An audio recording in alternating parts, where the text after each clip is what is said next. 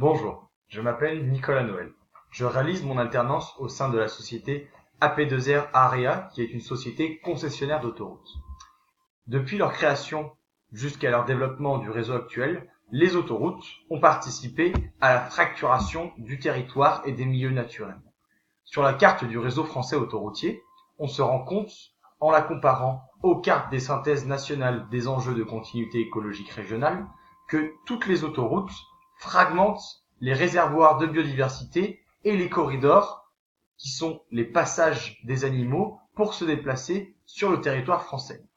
Le fait d'avoir fragmenté ces territoires amène plusieurs conséquences.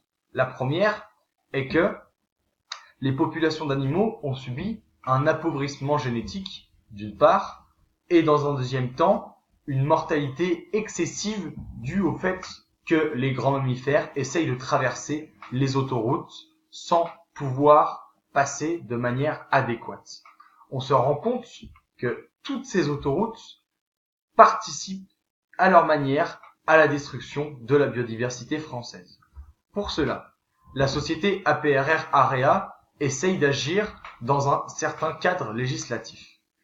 Le premier point important de ce cadre législatif est le contrat de plan. Le contrat de plan est tout simplement un accord passé avec l'État qui lui donne droit à faire des travaux au sein de son réseau.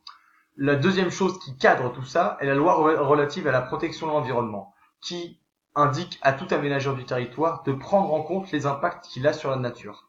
Sa réactualisation, qui est la loi de reconquête de la biodiversité, met en lumière le fait que les études d'impact sur l'environnement doivent être réalisées et que les autorisations environnementales doivent l'être aussi, afin de pouvoir mettre en place la trame verte et bleue qui découle du Grenelle de l'environnement.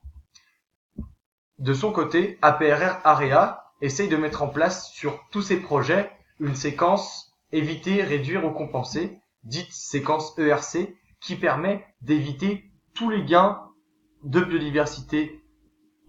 Dans le schéma présenté face à vous, vous verrez que les impacts d'un projet essayent d'être d'une première part évités, d'une deuxième part réduites, et s'ils ne peuvent pas l'être, ils deviennent des mesures compensatoires afin de recréer les habitats naturels détruits ou de permettre à différentes espèces de pouvoir traverser dans des corridors tels que vous le voyez dans le petit rond rouge qui se trouve dans le passage jaune. Le passage jaune étant un corridor écologique, le trait rouge étant une autoroute et l'endroit entouré en rouge, l'endroit où on est censé faire un écopont. Un écopont, qu'est-ce que c'est? C'est tout simplement un endroit sur lequel nous allons faire un passage pour permettre aux animaux de passer et ainsi de pouvoir retrouver les corridors qu'ils ont perdus avec la construction des autoroutes.